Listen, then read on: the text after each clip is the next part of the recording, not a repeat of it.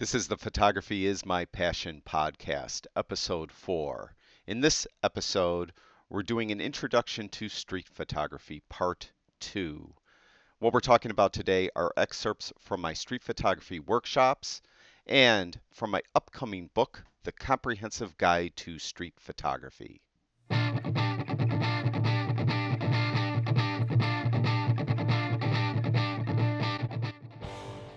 Hey guys, welcome to the Photography is My Passion podcast. For those of you that don't know who I am, my name is Anthony Morganti. I've been creating free photography how-to videos on YouTube for about 2.5 years, and I've been doing this podcast for about a month. Now, in a previous episode, I did an introduction to street photography, and I received a ton of email about that podcast. A lot of questions and a lot of comments. And I figured in this episode, I'm going to cover some of the things I didn't talk about in that episode and hopefully answer a question or two along the way. Now, one question, probably the most common question I got, is what focus mode do I use when I'm out taking pictures on the street? Now, those of you that watch that episode know that I usually use my Fujifilm X-T1 camera. And when I'm out there taking pictures, I'd say 90% of the time I have it in single spot focus mode. Now, there's some advantages and disadvantages to using single spot focus. Typically, the main advantage is I put that spot right over my subject, focus, and I know my subject's going to be in perfect focus and I don't have to worry about it. The disadvantage of single spot focus is I usually have to manipulate it in some way to get that spot over my subject. Now, if I'm framing up a scene and my subject's to the left, if I chose to turn my camera that way to use the spot in the middle and focus, then recompose and take the shot, the moment might be gone. That might take too long. So what I will do is I will move the spot around. So I'll use the outside left focus point and focus. I frame the scene, compose the scene, and then wait for my subject to do something interesting, or maybe they're not in the scene yet, they're going to be entering the scene, then I'll focus, take the picture. The disadvantage of that is that usually on most camera systems, the center focus point and sometimes the surrounding focus points, the ones just immediately surrounding it, are more sensitive. Your camera will focus faster and be more accurate if you use the center focus point. If you use one of those outlaying points, sometimes the camera doesn't focus as quickly, nor will it be as accurate. So that's a problem that I would have to deal with. Now, usually I'm shooting around f8, f11, so I have a little bit of leeway there. So if I didn't gain perfect exact focus, usually because I'm at f8, f11, it's going to be in focus fine, so I'm good to go. So that's the way I would do it. So I move my focus point around. I usually will anticipate where my subject will be in the scene, in my frame, when I take the picture. And that's the way I almost always do it. Now, there are some times where people are entering the frame and leaving the frame very quickly, and I won't really have time to focus. In those cases, I would use zone focusing. And to do zone focusing, you need a lens that has the distance meter or distances calibrated on it, written right on it. So in my case, I normally will use this Fujifilm 23mm f1.4 lens. And on the lens barrel itself, I have distance listed in meters and in feet. And typically what I will do is I will use 5 meters as my point of focus, where I want to focus. So what I do is I spin this dial until 5 meters is right in the middle. Now, in front of that, there's an aperture scale, and you can see that it has f16, 11, 8, 4, then it has the center spot, then it has f4, 8, 11, 16. What that means now is that I would then, whatever aperture I'm using, that means that from that point below that mark, that should be in focus. Meaning, if I use f11 and I'm at 5 meters, infinity, I'm focused to infinity. So from 5 meters to infinity should be in focus. If I go the other way and I'm at f11, roughly maybe 2.5, 3 meters should be in focus. So effectively, if I'm on f11 and I manually focus to 5 meters, that means around 2.5 meters to infinity should be in focus. Now, that really comes in handy if people are moving into the frame quite quickly, leaving the frame quite quickly, and I really can't focus that fast.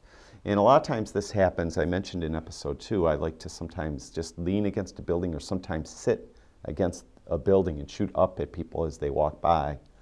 And in doing so, I'll usually just zone focus. So usually around 5 meters, but sometimes I might bring it down a little bit more towards 3 meters, depending on how close they are going to be to me. And it works well. And that way I don't have to worry about focus at all. I'm manually focused and I just take the pictures. And they usually come out great. So that is zone focusing. And that's usually just what I'll do, either spot focus or zone focus. With spot focus about 90% of the time. Now, the other question I received is more of a philosophical question, I guess, is, is it legal, first of all, to shoot on the street, and is it morally acceptable to shoot pictures in public of people, of strangers in public? Well, from a legal point of view, obviously I'm not a lawyer. I can speak from firsthand experience and from what I've heard that in the United States, Canada, United Kingdom, Australia, it's perfectly legal for you to go out with your camera in a public place and take pictures of people as long as they're in that public place. Meaning, you can't go up outside on the sidewalk of someone's home and have a zoom lens and zoom into their house and take a picture of them in their house. All right? They're not in the public place. They have to be in the public place. So, it's perfectly legal usually. What I suggest you do is don't take my word for it. Check your own local laws. Make sure that it's legal where you are to do it. Now, the ethical question, is it morally, okay to do such a thing? Well, I think it is, obviously. I'm doing it. So it really comes down to you. If you don't think it's morally acceptable to take a stranger's picture in public, then don't do it. Street photography isn't for you. Do something else. Do portraits, do landscape, do something else that interests you. To me, street photography is very challenging and I love it. I enjoy doing it because I think it's so difficult to do well. It's easy to do. You go out there and take pictures all day. It's difficult to do well. And that's why I enjoy doing it. So my opinion, of course, it's morally okay to take pictures in public of people in public places. And where I live and usually where I travel, it's legal to do as well. So check out your own local laws and go from there. Now, another question I received concerns about editing. How much is it acceptable to edit a picture? Well, this is different for everyone, so I'll give you my kind of guidelines for the way I do it. Is I will never ever clone anyone in or out. I will never swap a sky in a street shot. Never. I will crop. That's about the limit. Now I shoot raw, so I do have to process the image somewhat because I'm shooting raw. So I adjust highlights, shadows, whites, blacks, contrast, clarity. Sometimes I might have to adjust exposure, but almost never. And I do that. I convert it to black and white quite often. Sometimes I will have to crop. Now, I do often use this 23mm lens, and I usually try to get it right in camera. So I will move myself and get myself in position so I have a perfectly framed shot and I won't have to crop at all. So that's what I try to do. But there are times when you can't. For example, I have this shot here. It was outside of a coffee shop, and they had a little seating area outside the coffee shop. And they had a railing. It was probably about thigh high to me, this little railing. And I came upon this scene, and this guy's sitting on the bench, and there's a sign right behind him that says wet paint, and he's sitting on the bench, and I thought that was amusing. Now, if I went more to the left, there was a table there, and there was one person sitting at that table, so I didn't want them in the shot. So I had to go off to the right a little bit. If I would have framed the shot vertically, I would have had the table that was right by my legs, basically. My thighs were pressed up against that railing, and there was a table just a little bit to my left. And if I would have shot vertically, that table that was to the left would have been in the shot, and there was an awning up here that was kind of ugly at the top, and I didn't want that in the shot. So I shot horizontally very quickly, and in doing so, you could see that there's a guy on this far left, and he's watching me take the picture, wondering what the heck I'm doing. And the picture's okay, but I think this guy on the left is a little bit distracting because I really want the focus to be on the guy sitting there with the wet paint sign. And I don't need this guy distracting that scene, that guy on the left. So I did crop this image into a vertical to eliminate this guy. Now in doing it, in cropping it to a vertical, I had kind of a triangle rule I created. And those of you that might study photographic composition know that the rule of three, the rule of a triangle, points in a triangle, corners in a triangle, are very strong compositional things that you could incorporate into a shot. And when I cropped this into a vertical, I suddenly had then the guy's face who's sitting on the wet paint. Then on the far left of the frame, I have this guy that's kind of looking at me with one eye. And then to the right of the frame, I have this woman that's on her laptop. So I have this triangle. So a viewer, when they look at it, they look at their three faces, and their view will bounce between those three faces. And in the middle was the sign that said wet paint. So I think it's a stronger composition when it's cropped vertically. And I eliminate the guy, and I helped kind of exaggerate that triangle look of the three people. So to me, cropping is fine, but I try not to. You know, just use your feet as best you can, get yourself in position so you get the scene framed perfectly. If you're using a zoom lens, which I think using a zoom lens is, I mentioned this in episode 2, is perfectly acceptable. A lot of people say, no, you know, you need a prime lens when you're out shooting in the street. Using a zoom lens is perfectly acceptable. It's more difficult, though. It's really a lot harder to be out in the street with the zoom lens. Generally speaking, for, well, two reasons. They tend to focus slower, and usually you got to focus very quickly in the street. Primes focus a lot faster. And the other thing is it's just slower a lot of times if you're trying to capture a scene where you have to focus and zoom, you know, and it's just another thing to think about. And I prefer not to use a zoom lens. If you do use a zoom lens, though, you will be an advantage where you could, a scene that's more static like this one with the guy sitting on the wet paint, you could frame it perfectly and with the zoom and you know, get a great shot. Now again, I will not clone anything in or out. I will not swap a sky, anything like that. Most I will do is crop the image. And I do shoot raw, so I have to process you know, shadows and highlights and whites and blacks and clarity and stuff like that. But beyond that, in cropping, that's it. That's all I do. So that was a really common question, you know, too. The other thing I guess I got a few questions about is how do I handle people that don't want their picture taken? Meaning you're out there on the street and someone sees you take their picture and they object to it. Well, first of all, I got to say that doesn't happen that often. Maybe once a year, and I shoot on the street quite a bit. And you get a lot of differing opinions what you should do and what you shouldn't do.